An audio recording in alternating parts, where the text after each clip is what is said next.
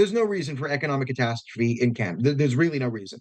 All our problems are self-inflicted, and the person who inflicted them is Justin Trudeau.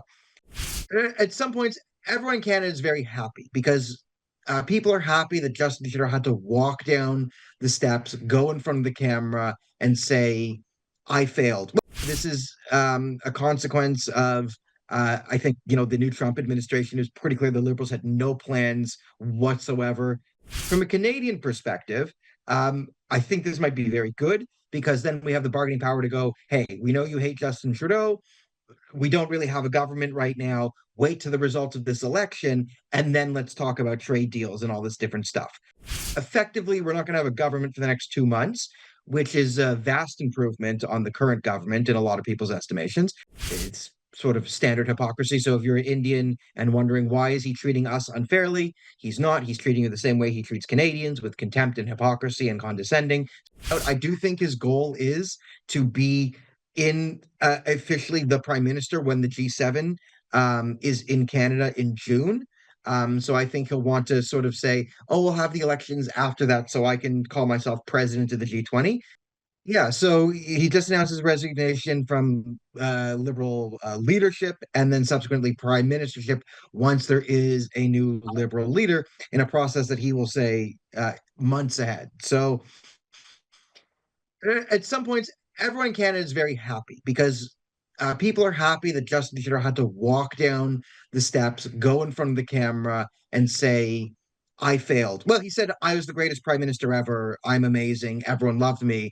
But the only problem in the last 10 years is there wasn't enough Trudeau. And for that, I'm sorry. But he's staying on as prime minister for now. We have a liberal leadership race. We have parliament prorogued until the middle of March. Things are happening. They're going to have to come back in March to pass something. So we're looking at a summer election, which is kind of where we all predicted things would go. This is a consequence of, I think, the new Trump administration. Is pretty clear the Liberals had no plans whatsoever for Trump getting back in office. They spent the last 8 years making Trump bad a central part of their foreign and domestic policy. That was really destabilizing to Canada-U.S. relations. It was fine when Biden was in office, but standard foreign policy, international relations, don't take sides in the internal politics of your allies. That's just not what you should do. It's what we did pretty consistently over the 10 years. So the Trump administration came in and decided to return the hostility back to the Trudeau administration, threaten the 25% tariffs. And I think that really pushed things along and forced it out. So from a Canadian perspective, I think this might be very good because then we have the bargaining power to go, "Hey, we know you hate Justin Trudeau. We don't really have a government right now. Wait to the results of this election, and then let's talk about trade deals and all this different stuff." So it gives us a better, sort of excuse to the Americans to just ask for a delay on all of this. Will it be granted? Who knows? But effectively, we're not going to have a government for the next 2 months, which is a vast improvement on the current government in a lot of people's estimations. And we will have a new liberal leadership race, and a new liberal leader will come in. I have my own thoughts about the future of the Liberal Party, but that's the story for another day. But I think Canadians are quite happy across the board to just be done with Trudeau. Now, do some people think, "Oh, it's just Trudeau who did this"? Or do the Canadians understand that this is actually the policies of the Liberal Party that have affected their lives? We'll find out if the hatred is more towards Trudeau or the Liberals. I mean, there is a special type of condescending narcissism that Canadians have always found off-putting in Justin Trudeau. It started back in his first term. He accused small business owners, doctors, and lawyers of being tax cheats, while maintaining loopholes for his own trust fund. So he, passed a law called small business owners and doctors tax cheats, and used that to then protect his own personal pension because he comes from incredible wealth. He comes from oil wealth and a future prime minister, and then rails against nepotism and the energy industry. It's sort of standard hypocrisy. So if you're Indian and wondering why is he treating us unfairly, he's not. He's treating you the same way he treats Canadians, with contempt and hypocrisy and condescending. So in a sense, he treats you like you really are his people, with the true contempt of that he has for the average Canadian. He does have for you as well. So I think everyone's in a good mood in Canada over this. There's just a hardened. I mean, if you watch the CBC, the news media, especially the CBC, it is kind of funny right now. It's sort of like a funeral there, like they're having a funeral. Rosemary Barton and David Cochran, they look like they've lost, like they looks like a dog, like their family dog just got run over in front of them. Which I'm enjoying, and a lot of Canadians are also enjoying. Just the look of just utter shock on their face. So yeah, the Liberal Party was an untenable political party going forward, with there being two open fact. They're a minority party, and there's two factions in the party. One led by the former deputy prime minister, and they're having a public war. It was untenable and couldn't go along. So Trudeau has managed to sort of kick down. How much more time can he squeeze out as prime minister? We'll find out. I do think his goal is to be in officially the prime minister when the G7 is in Canada in June. So I think he'll want to sort of say, "Oh, we'll have the elections after that, so I can call myself president of the G20." Because again, this has always been his priority, is to be seen as an international leader at like a United Nations, international human rights, something climate change. He's always wanted to do that. So he'll get to fulfill one of his lifelong dreams, which is calling himself president of the G7, and millions of Canadians will get to see their lifelong dream of watching Trudeau resign from office. Uh, if I may ask, what's the future for Justin Trudeau? Also about the stability for Canada, the political stability. If you can share your thoughts on that. Okay, so first the future of Justin Trudeau, and I've said this for a while. And people think I'm joking because Justin Trudeau's hero and professional hero is Greta Thunberg. That is who he is most jealous of. He literally wants to be a Swedish teenager, or himself. He wants to like go on a boat to Europe to again just say diversity and climate change is important.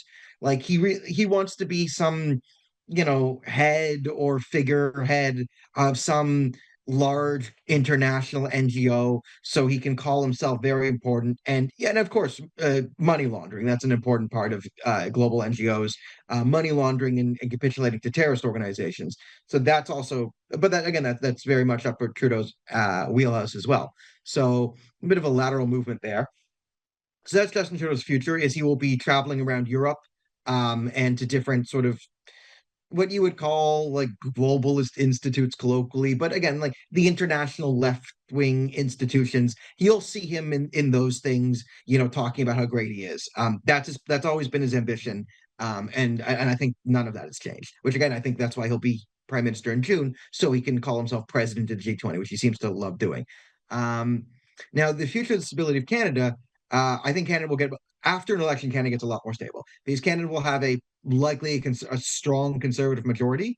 So the conservatives see which will have a much better future with brighter future than Americans. And Canada going forward is really good because we have tons of energy, we have tons of resources. There's no reason for economic catastrophe in Canada. There's really no reason. All our problems are self-inflicted, and the person who inflicted them is Justin Trudeau. And for the first time, with the Keystone Pipeline, these energy pipelines, we've always had, when Stephen Harper was prime minister and we had a pro-Canada, pro-energy prime minister, Barack Obama was prime minister, so was president of the United States, and stalled all energy developments from Canada to the US because oil from Canada and the United States is bad for the environment, but oil from Saudi Arabia is good for the environment, right? Go figure that one. So with a Donald Trump and Pierre Poilievre both being pro-business, pro-resource, pro-Canada, pro-America leaders, I think you'll have. I think they'll get the pipeline. Keystone Pipeline will get built. There'll be development, and Canada will finally be able to get resources to market. We have tons of LNG. The Japanese and the Europeans wanted to buy our energy. Were begging to buy our energy, and Trudeau shut them down, saying there's no business case for your to sell energy to market. And that was literally his response to people offering us billions of dollars in exchange for our resources. And there isn't really a business case. Because, as you know, all competent businessmen will tell you what you don't want to do in a business is exchange money for services or products. That's not what you do in business. That's clearly not how businesses work. And businesses instead are grown from the heart outwards. I am joking, but this is also parodying verbatim Justin Trudeau's rhetoric circa 2015. So this madness will stop. The immigration numbers will come down. We'll probably, we'll go back to legal immigration. People will have to prove that they're not a terrorist and not a fraudster and actually can speak the language before they get in, like it was 10 years ago. I think we'll have like a bit of standards again, and hopefully we'll stop funding international terrorist syndicates. That would be nice. I would like that.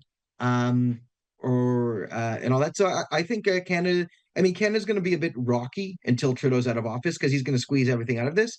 But a summer election is better than a fall election, and with a Conservative Party in Canada and a Republican Party in the United States linking up, those pipelines that have been in stalled for 20 years by different left-wing leaderships will be most likely um, driven through, and Canadian resources will get to market, and then billions of dollars will start to flow into the country. And once Canadians have jobs and money and wealth, a lot of the problems in the country will dissipate. I mean, it doesn't solve everything, but a rich country and a functioning, rich, wealthy country with problems is better than a incompetent, struggling, poor country with problems. It's easier to fix your problems if you have resources going to market at a high rate. This brings me to the final question. What does this resignation mean to India-Canada relationship? Your take. I think it's really good because in my limited travels here in India for a few days, I've been asking people about Justin Trudeau and Jagmeet Singh and Canada in general and that.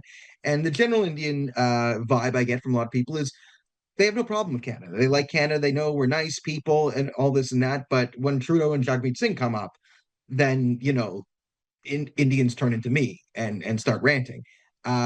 So I'm pretty confident that under a conservative government, it would improve.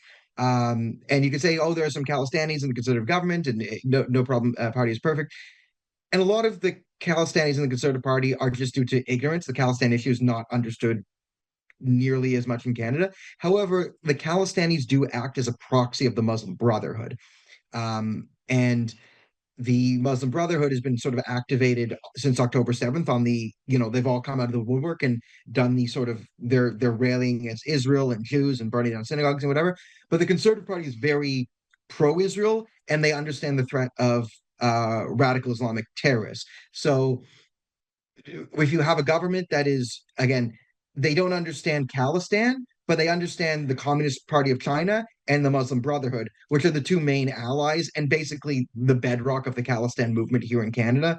It's like one finances it mostly through the ISI in Pakistan, and the other kind of taught it how to act through the political left and helped it infiltrate and they work in concert. So with those factions, right, being the CCP and the Muslim Brotherhood losing significant influence in our politics, even though there are some Khalistanis who are trying to get to the Conservative Party and foreign interference is a problem, they will find far less fertile ground to operate under a conservative government. And it's not because the conservative government is like stridently against Canada. Again, it's Canada. It's me and like 10 other people who understand this issue who aren't from India. But they understand the issues that are sort of auxiliary to it. Those are well understood issues in our country. So in that point, I would be hopeful because and especially the current faction of the Conservative Party, opposed to the previous faction, is not friendly to the Muslim Brotherhood.